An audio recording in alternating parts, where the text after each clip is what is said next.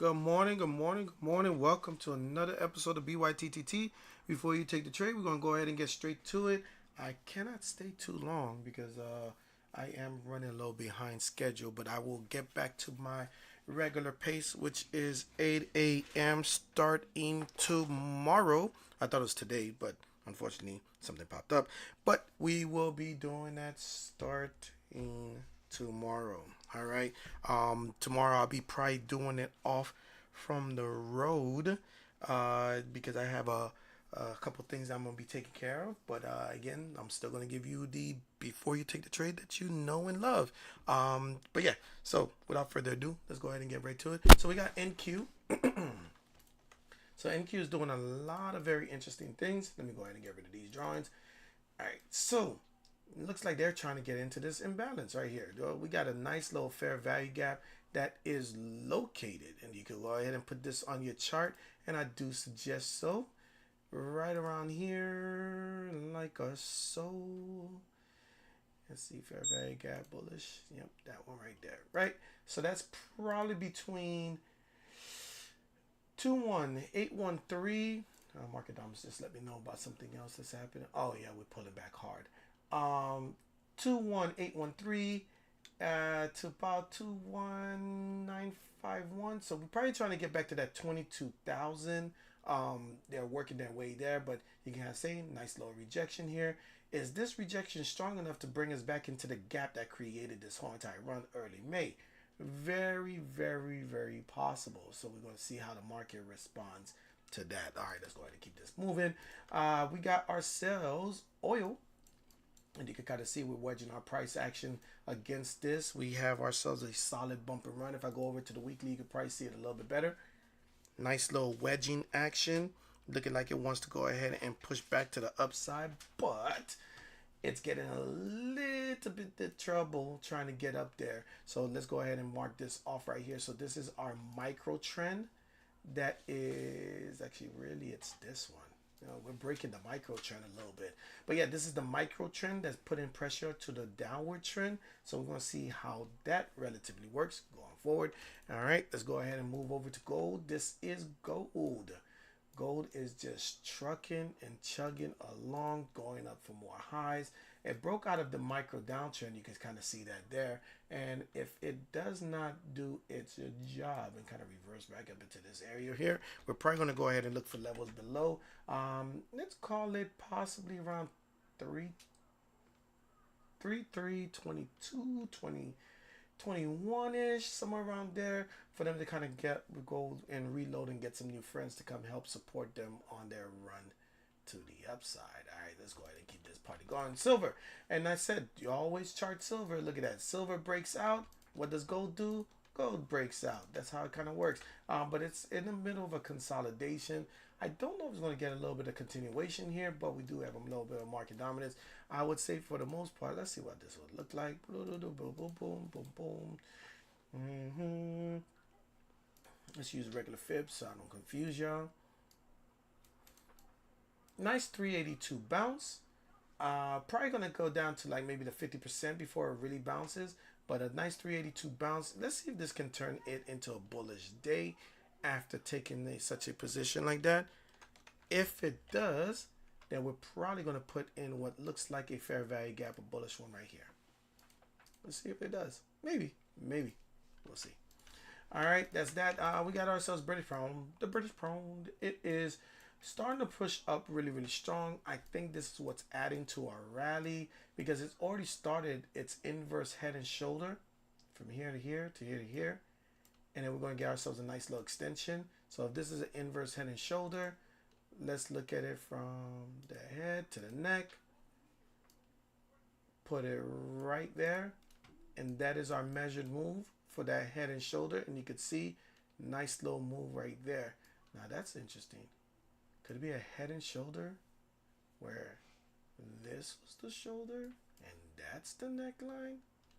Very interesting. It looks like a head and shoulder inside of a head and shoulder. Kind of like three hills, right? We got 1, 2, 3, 1, 2, 3, right? So maybe this is going to give us a little bit of a continuation. What if that is the neckline right here? Let's see what happens if I measure that out. Not saying that this is the case, You're talking about a neckline that leads up to, come on, get up there. About right here. Let's look left and see. Oh, that should be interesting. Now, the British pound, ever since Brexit and all those conversations, has lost a lot of value. And you can see what's happened ever since. Could this be the base here for the British pound to finally go ahead and continue here? Let's do something. Let's do some fun stuff. Let's go into the monthly, get rid of all these drawings, and kind of zoom into here and really yeah. I think we might be building a strong base since the housing bubble. Yeah, remember the dollar dropped in value so fast that things like the British pound kind of took over, and then they got hit with their bubble and they dropped right after. Yeah. Actually, boom, boom, boom. Boom. Yeah. That is this here right here, that pivot where we got to change a character based on the algo here. That one right there is probably the catalyst to turn it into a pure reversal on a monthly scale. This is your micro trend that did all the work right there. Yeah, this does really look like we're going to go ahead and get a nice little push continuation to the upside. I won't be surprised if we go test this pivot. Look for British pound. That means I think the market is going to rally to this, to the continuation of this, to possibly this area here, unless something crazy happens with this micro trend. So I'm more bullish to the market. We'll see what happens. All right, let's go over to natural gas. Let's come over to the daily. I'm going to get rid of it now, but it does look like a W here. But we're going to go ahead and plug in ES here. I don't play a lot of ES, but just for y'all, we're going to put the ES right here. I usually put like copper or platinum or bonds inside of here. We'll see. Wedging action. Very strong wedging action here. Unlike what's going on with NQ, because I know we're getting wedging action, but we did some spikes in these areas here. Because of course tech has been leading off quite frequently. If we can get up here inside of this 2884, that's probably going to add a catalyst for ES to break out and then go for its fair value gap, which is all the way up here. Now this is a combination of a lot more tickers than your normal sets, and that's probably why it's doing this action like that.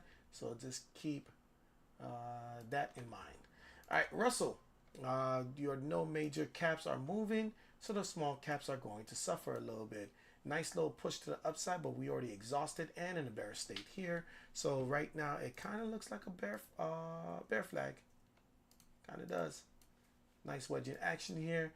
I'm looking for the Russell to probably break down, which is going to add to our rally for your NQ and ES and continuation. Let's see.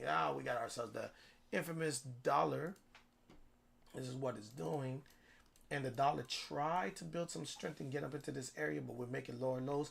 I want to see the dollar retest this area. If we do a double bottom, then we probably could get ourselves a drop. But based on the parameters I'm seeing here, there's a strong possibility we're going to keep on going down to this downside because we failed to hold that micro trend unless this thing turns into a new micro trend. But we like to speculate and let other people's cash hold our position for us, not use our own personal cash. So do your due diligence. Make sure you're actually paying attention here. Got a little bit of a bullish divergence based on this parameter. But I think it's going to reject right when we get to that $1, 100 again, somewhere around here. And then when it does, we're going to test this and then see if we can get a double bottom. We'll see. All right. So that is all of them. Let's go ahead and check out some checkers. Let me go grab my list here. We got like about 7 minutes or so before we're going to wrap it up. Where's my list? Oh, it's down here. It's in hiding. All right. Let us talk about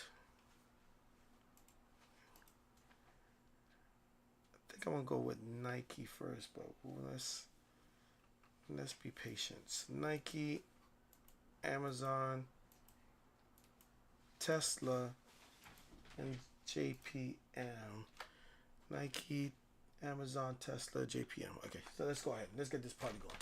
All right, let's start here. Here we go. Here we go. So we got Nike. This is what Nike looks like. It's not a futures ticker. There we go. Get rid of this drawing. So Nike, what I don't like about Nike right now is because their direct to consumer was supposed to have such a major effect that they should be able to get more profit margins, but the bot days really destroyed it, especially when it came to exclusive sneakers around here. So this downtrend has yet to be broken. So it was 179 at its peak in 2021. We've had multiple deviations here. Here's one here, but this is our new deviation about here. And if we take off of that pivot and look at it from this perspective here, we got this action that's happening here. So I do think that this downward trend is kind of tired for the most part. I do think $50 is a good discounted price for Nike. Solid EPS. I do think that if we can break above $81, we should be seeing some really, really green movement. I do believe that. So look for Nike to start taking out some levels. But be careful around $70, $75. There should be some type of retracement. And their earnings is coming up in June 26th. So just a little after quad witching. So they might try to reposition after witching. So whatever you take now, be prepared to adjust accordingly when we get past June. What was it? What's quad witching? Let me make sure I get the right date. I don't want to say. I want to say it's the third Friday. So let me just go get the date. June quad witching. It is going to be Friday, June 20th. I almost said the 16th for some reason. I don't know why I had that in my head. All right, so June 20th. So yeah, just a little after it. So we probably gonna see a little bit of a pullback somewhere around in this candle here, around the 16th candle. So just be prepared for it, and that might create yourself a double bottom. Let's see. Probably do something like this for right now, and then we'll see what happens. All right, let me speed up. What I said, Amazon. This one, it is holding the $200 level, which is one of the things that I've been concerned about. I do think it can come as low as 197, 98, but I think if it does that, then that means they're coming for the gap. I could get a better price, somewhere around 195, 194, maybe even 196. But you know, we just gotta be cognizant of our points. So just look out for that 200 level to hold. Tesla, and then we do JPM. Tesla, this is what it's doing. It's just a lot of wick action. Let's get rid of these drawings. A lot of wick action. I think they really want to hold that 350 level. I do think Tesla could get to 384. It's just going to take its sweet baby crawling time to do so. Especially with all the speculation that's going on. I do think this uptrend is solid, and they got a micro trend that turned into a major trend here, but we bust through this downward trend that was created from December of last year. All right, and then the last one is JPM. Now JPM is in a very interesting spot. I was playing this bad boy down to 255, 253-ish to see if they'll fill this gap. But it didn't do that. That's funny. I must have an old video somewhere out there in the archives because I marked this area as a good retracement for May, but we stopped it in April. That's very, very interesting. Looks like I took it off this trend. So yeah, this is probably pretty recent. But yeah, nice little the angle for somewhere around here would have been great, but we didn't get there. So we got a nice little bounce off of the April 7th rally, and I think probably the whole entire market probably seen that coming. But yeah, so we got that, but we got the micro trend, but it hasn't broke this pivot. So until we break this pivot, we're probably going to keep on pushing to that upside. Let's see what happens. Maybe we filled the fair value gap too. Very interesting. But yeah, I'm looking for JPM to get out of this wedge before I make another decision on that. All right. That said, I think this was a relatively good session. Kind of broke down some tickets for you. If you have any questions, you already know how to find me, JD underscore the Great, on Instagram, YouTube, Twitter, all that good stuff. And I bid you a fond farewell. Don't forget to hit the like, subscribe, and the bell button. That way you know when I'm back on. You have a great day. Bye bye.